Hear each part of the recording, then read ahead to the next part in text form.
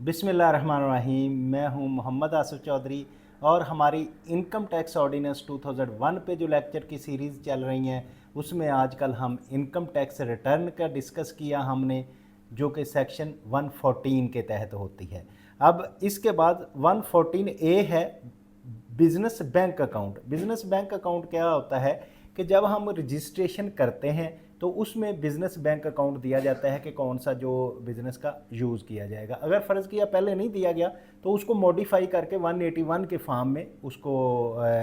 Business bank account दिया जाता है, उसको कंसीडर किया जाएगा business account. Every tax payer shall declare to the commissioner the bank account utilize for the tax payer for the business transaction, कि जो business transaction के लिए बैंक अकाउंट यूज़ करना है वो डिक्लेयर करना चाहिए कमिश्नर को। और business bank account shall be declared through the original or modified registration form in a prescribed form under section 181 का जो प्रिस्क्राइब्ड फॉर्म है उसमें एक इसकी टैब है बाकायदा जिसमें हम पूरा अपना बैंक अकाउंट मेंशन कर सकते हैं। सेक्शन है 114B, power to enforce filing of a return, कि रिटर्न जो है वो फाइल करवाने के लिए क्या क्या पावर्स हैं एफबीआर के पास, जो पहले तो काफ़ी ज़्यादा पहले भी थी, लेकिन ये जो बजट कमिंग बजट है जो कि अप्रूव्ड होना है 26 जून को और लागू होगा 1 जुलाई 2025 से, इसमें और बहुत सी पावर्स दे गई हैं, जिसमें 114B है। इसके बाद एक और सेक्शन आ रहा है 114C, जिसका मैंने आपको पहले भी इस पर वीडियो बना के अपलोड की हुई है कि उसमें तो ये पहले बी को पढ़ लेते हैं फिर उसके बारे में भी बता देंगे। वो अभी अप्रूव नहीं हुआ लेकिन मैं बता देता हूँ कि उसमें भी क्या बताया गया है कि क्या चीज़ें आएंगी। तो पावर्स क्या हैं जी, लॉ कहता है कि जी उसको काफ़ी उसकी सिम बंद कर सकते हैं आप, उसका इलेक्ट्रिसिटी का कनेक्शन डिसकंटिन्यू कर सकते हैं और बहुत सारी चीज़ें हैं कि रिटर्न फाइल करवाने के लिए। लेकिन शर्त ये है कि पहले आपने उसको नोटिस दिया हो और नोटिस के लिए ड्यू टाइम दिया हो रिटर्न फाइल करने के लिए, देन ये सब कुछ करना है। तो अब लॉ क्या कहता है उसके बारे में हम पढ़ते हैं। Notwithstanding anything contain in any other law for the time being in force, board shall have a power to issue a income tax general order in respect of a persons who are not appearing in active taxpayer list but are liable to file the return under the provision of the ordinance, के ऐसे लोग जो return file करने के काबिल हैं कि उन्होंने रिटर्न तो फाइल करनी है लेकिन वो फिर भी नहीं कर रहे, तो वो एक्टिव टैक्स पेयर लिस्ट में नहीं है, तो एफबीआर एक जर्नल ऑर्डर इशू करेगा कि उन पे क्या पाबंदियां लगाई जा सकती हैं। The income tax general order issued under sub section 1 may entail any or all of the following correspondence of the person mentioned therein below। तो इन लोगों के साथ उसमें कॉरेस्पॉन्डेंस क्या की जाएगी। नंबर 1 है disable of a mobile phone और मोबाइल फ़ोन सिम, कि उसके मोबाइल फ़ोन की सिम बंद कर दी जाए जो रिटर्न नहीं ऑनलाइन ऑन टाइम फाइल कर रहा। मकसद इसका है कि रिटर्न इन्फोर्स करवाना। सेकंड वन है डिसकंटिन्यू द इलेक्ट्रिसिटी कनेक्शन, अगर इलेक्ट्रिसिटी कनेक्शन है उसका वो भी डिसकंटिन्यू करवाया जा सकता है इलेक्ट्रिसिटी कंपनी को लिख के। और डिसकंटिन्यू से गैस कनेक्शन भी करवाया जा सकता है डिसकंटिन्यू। और एक और हिस्सा लाई है restriction on the foreign travel, कि फॉरेन ट्रैवल पे रिस्ट्रिक्शन लगाई जा सकती है, लेकिन इसमें कुछ लोगों के लिए है from the country from citizen of Pakistan. Exclude किन किन पर्सन को किया गया है, person holding a national identity card for the overseas Pakistani, NICOP अगर किसी के पास है तो उसको भी इसमें एक्सक्लूड कर दिया गया है। माइनर्स को भी एक्सक्लूड कर दिया गया है, स्टूडेंट्स को भी एक्सक्लूड कर दिया गया है। Person proceedings abroad for the हज एंड उम्रा के लिए अगर कोई जा रहे हैं तो उनको भी एक्सक्लूड कर दिया है। And such other class of person as notified by the board, के बोर्ड और किसी को भी कहे उनको एक्सक्लूड करके बाकी पे पाबंदी लगाई जा सकती है कि आप अगर रिटर्न नहीं फाइल करेंगे तो आपको पाबंदी है फ्लाई करने में। इसी तरह सब सेक्शन 3 है द बोर्ड और the commissioner having a jurisdiction over the person mentioned in the income tax general order may order restoration of the mobile phone sim and connection of electricity gas in case where he is satisfied that the return has been filed, कि अगर तो return file हो गई है तो फिर भी उनका वो रिस्टोर कर दिया जाएगा। जो बिजली का कनेक्शन सिम बंद किया है या गैस का कनेक्शन बंद किया है या ट्रैवलिंग को रोका है तो वो सारा अगर सिम वो अपनी रिटर्न फाइल करता है तो देन उसके लिए खोल दिया जाएगा। और दूसरा क्या, person was not liable to be file return under the provision of this ordinance, अगर वो लायबल टू फाइल नहीं है रिटर्न तो फिर भी उसका ये चीज़ें जो है खोल दी जाएंगी और उसको अलाउ कर दिया जाएगा। सब सेक्शन 4 है, no person shall be included in the general order under sub section 1 unless the following condition have been met namely. मैंने जो कहा था कि पहले उसको नोटिस दें और इस तरह से, तो ये कंडीशंस हैं, अगर ये कंडीशन फुलफिल करेंगे तो देन उसको जनरल ऑर्डर में ला के उसका ये चीज़ें ब्लॉक करेंगे। नंबर इसमें क्लास ए क्या है, नोटिस अंडर सेक्शन सब सेक्शन 4 ऑफ सेक्शन 114 हमने अभी पढ़ा था, तो उसमें मैंने बताया था कि 114 का सब सेक्शन 4 के तहत हम रिटर्न फाइल करवाते हैं जो नोटिस भी आए होते हैं लोगों को। तो एक तो पहले ये है कि वो इसके तहत नोटिस इशू किया जाए कि रिटर्न फाइल करे, फिर date of the compliance of the notice under sub section 4 of section 114 has elapse, कि वो डेट जो है वो एलैप्स हो चुकी है। ये नहीं कि इधर नोटिस इशू किया तो दूसरे दिन आप ये कर देंगे, नहीं, अभी जो डेट दी है 10 दिन 15 दिन जितने दिन की भी दी है वो जब एलैप्स हो जाएगी तो तब आप उसको करेंगे। The person has not filed the return, के उस पर्सन ने रिटर्न ना फिर भी फाइल की हो। The action under this section shall not be preclude any other action provided under the provision of this ordinance. तो इसके तहत एक्शन जो कोई और अगर एक्शन है तो उसको इसके तहत कोई रोक टोक नहीं होगी। अब सेक्शन है 115, person not required to furnish a return of the income. 115 अच्छा, एक मैंने ये आपको कहा था 114B के बाद एक 114C आया है। 114C क्या है, ये इस नए बजट में आ रहा है, नए बजट के ये फाइनेंस बिल मैंने खोला हुआ है जो अभी अप्रूव होना है कि 114C जो है restriction of economic transaction by a certain person, कि कुछ लोगों को जो है वो एक इकोनॉमिक ट्रांजैक्शन करने से रोक दिया जा सकता है कि वो प्रॉपर्टी अपने नाम नहीं ट्रांसफ़र कर सकेंगे, गाड़ी अपने नाम नहीं लगा सकेंगे, तो उसकी जो है ना इनकी एलिजिबिलिटी चेक की जाएगी। इस दफ़ा जो नई बजट में एक टर्म आई है एलिजिबल और इन एलिजिबल पर्सन के, एलिजिबल होगा कि अगर उसके रिसोर्सेज में चीज़ें डिक्लेयर हैं या नहीं है। तो ये 14C एक नया आ रहा है जिसकी वजह से मज़ीद सख्तियाँ हो जाएंगी नॉन फाइलर के लिए। तो अब मेरा ख्याल है कि कोई ऐसा जो ट्रांजैक्शन एक तो वो बंदा है ना जिसके पास बस उतने पैसे आते हैं जितने लिए और उसने खा लिए, उसके लिए तो कोई मुश्किल नहीं है, लेकिन ऐसा बंदा जो ट्रांजैक्शन कर रहा है, प्रॉपर्टियां खरीद रहा है, गाड़ियां खरीद रहा है और फिर उसकी बैंकिंग ट्रांजैक्शंस हो रही हैं, इसमें बैंकिंग के भी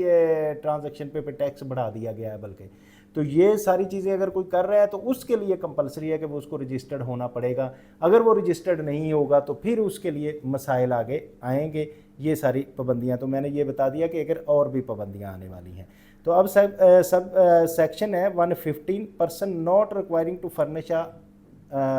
रिटर्न ऑफ इनकम। कुछ लोग हैं जिसको इनकम के ज़रूरी नहीं है कि वो अपनी रिटर्न फाइल करें, उनमें कौन कौन से आते हैं। The following person shall not require to furnish a return of the income for the tax year solely by the reason of sub clause 3, 4, 5 and 6 of the clause B of section 1 of section 114 में जो आते हैं उनमें कौन है, ए window है। यानी कि ये इन्हीं चीज़ों का 114 में अगर इसमें जो है ना ये कोई रीज़न ना बने तो विडो जो है उसको अलाउ है, orphan below the age of 25 से जो यतीम है कम है उसको अलाउ है, डिसेबल पर्सन जो है उसको भी अलाउ है कि रिटर्न ना फाइल करे। In case of ownership of immovable property, a non resident person है और वो इमूवेबल प्रॉपर्टी का ओनर है तो उसको भी अलाउ है कि वो भी चाहे ना करे। सेक्शन है 116 जो है ये वेल्थ स्टेटमेंट का है। वेल्थ स्टेटमेंट 2018 तक इनकम टैक्स अलहदा से 114 में फ़ाइल होती थी और 116 में इनकम वेल्थ स्टेटमेंट अलहदा से फाइल होती थी, लेकिन अब 2019 से ऑनवर्ड वेल्थ स्टेटमेंट को हिस्सा बना दिया गया इनकम टैक्स रिटर्न का। अब वेल्थ स्टेटमेंट भी उसका पार्ट है। तो ये क्या करना होता है, इसमें आपने टोटल जो है अपने एसेट्स, लाइबिलिटी, लोकल, फॉरेन सारे देने होते हैं और इसमें आपने एक्सपेंडिचर अपने बताने होते हैं, अपनी फैमिली के साथ क्या क्या कर रहे हैं और फिर क्या सोर्सेज हैं, आपको कहाँ से इनकम आ रही है और क्या सोर्सेज हैं जहाँ आप एक्सपेंस कर रहे हैं, और इस तरह से उसकी रिकॉन्सिलेशन स्टेटमेंट बननी होती है। तो इसके बारे में लॉ क्या कहता है वो भी हम पढ़ लेते हैं। The commissioner may by a notice in writing require any person, किसी भी पर्सन को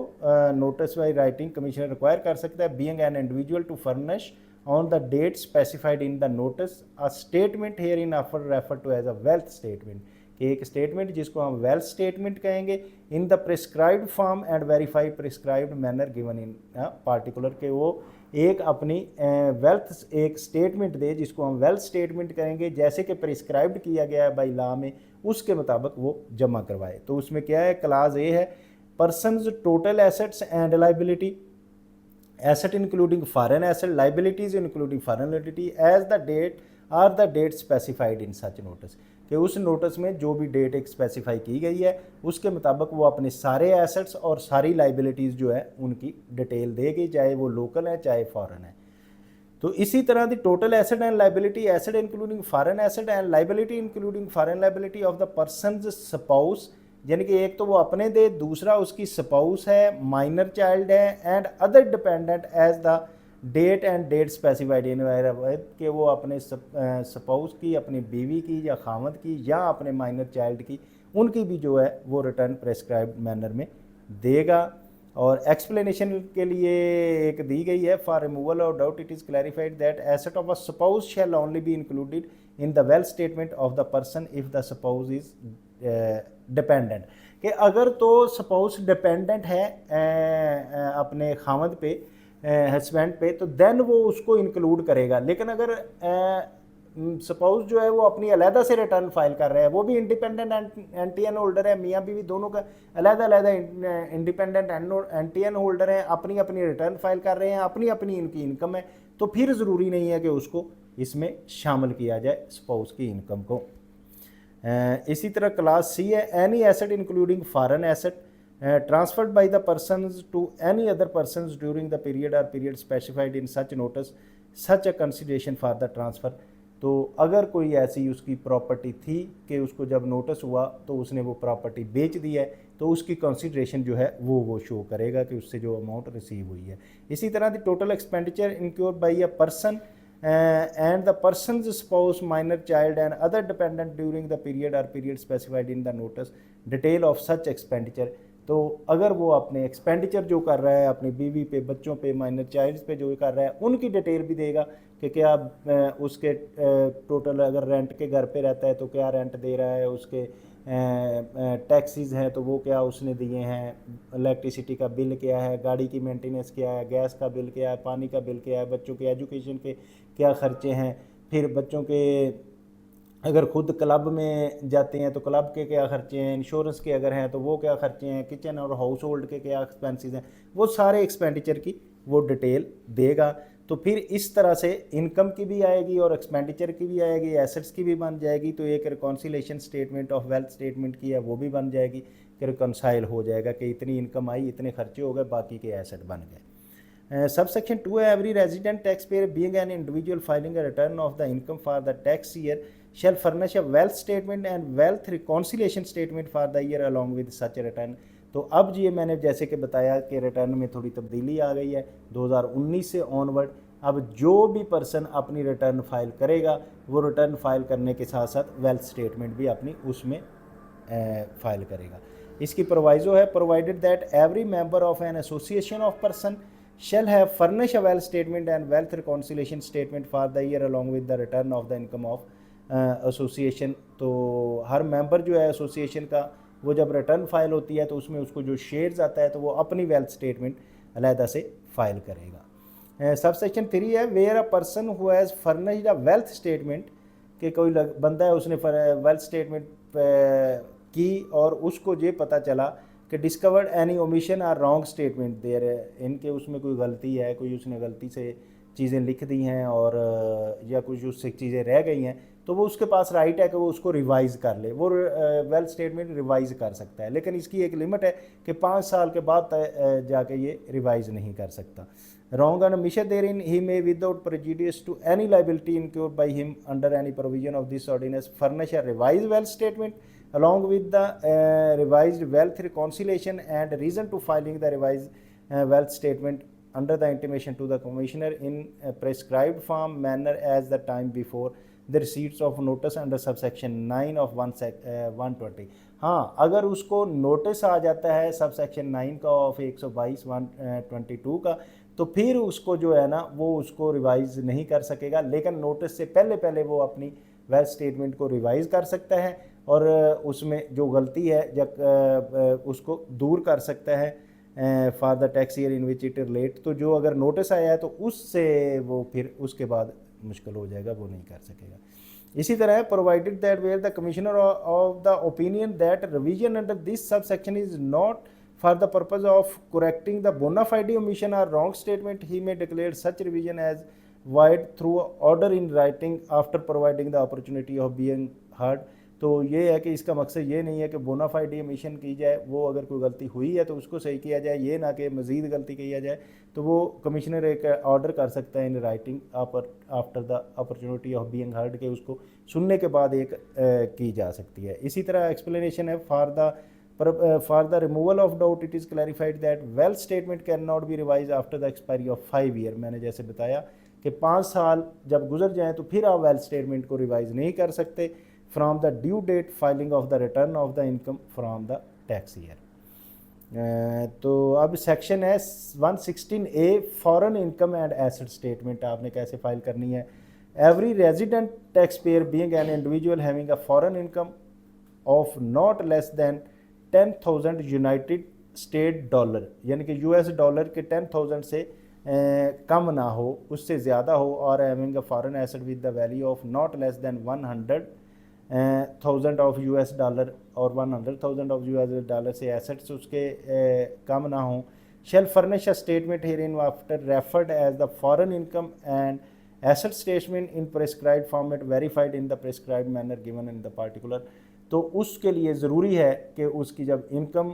$10,000 से ज़्यादा हो US डॉलर से और $100,000 से एसेट ज़्यादा हो, तो उसके लिए ज़रूरी है कि वो foreign asset and statement, income statement और वेल्थ स्टेटमेंट दे। तो उसके लिए क्या है, क्लास ए है, person's total foreign asset and liability as on the last day of the tax year क्या हैं, and the foreign assets transferred by the person to any other person, अगर उसने कर दिए हैं ड्यूरिंग द पीरियड तो फिर उसमें जो कंसिडरेशन आई है उसको कहाँ लगाया, और complete particular of the foreign income of the and expenditure derived during the tax year and expenditure wholly and necessary for the purpose of deriving said income. तो जो इनकम उसने ड्राइव की और उसमें क्या क्या एक्सपेंसेस आए और टोटल उसने एक्सपेंसेस क्या किए वो भी इसमें आ जाएंगे। तो इसका सब सेक्शन 2 है, the commissioner may by a notice in writing required any person being an individual who is of the opinion that commissioner on the basis of the reason are being recorded in writing was requiring to furnish a foreign income and asset statement under subsection 1 but has failed to show this foreign the asset statement on the date specified therein। तो अगर वो नहीं करता तो commissioner उसको notice से writing में notice लिख के उससे डिटेल ले सकते हैं और उसके बाद कर सकते हैं इसके लिए। सेक्शन है 117 कि नोटिस ऑफ डिसकंटिन्यू बिजनेस, के अगर आप बिज़नेस को डिसकंटिन्यू करना चाहते हैं तो फिर आप कमिश्नर को नोटिस लिखेंगे कि मैं बिज़नेस बंद करना चाहता हूं, तो फिर कमिश्नर में आपका ऑडिट करके तो उसको क्लोज किया जा सकता है। लेकिन लॉ क्या कहता है, any person discontinue a business shall give a commissioner a notice in writing to effect within 15 days of the discontinuance, के अगर कोई डिसकंटिन्यू करना चाहता है तो 15 दिन के अंदर अंदर कमिश्नर को एक नोटिस लिखेगा इन राइटिंग। सबसेक्शन 2 क्या है, the person discontinue business shall under the provision of this ordinance or on being required for the commissioner by notice in writing to furnish the return of the income for the period commencing on the first day of the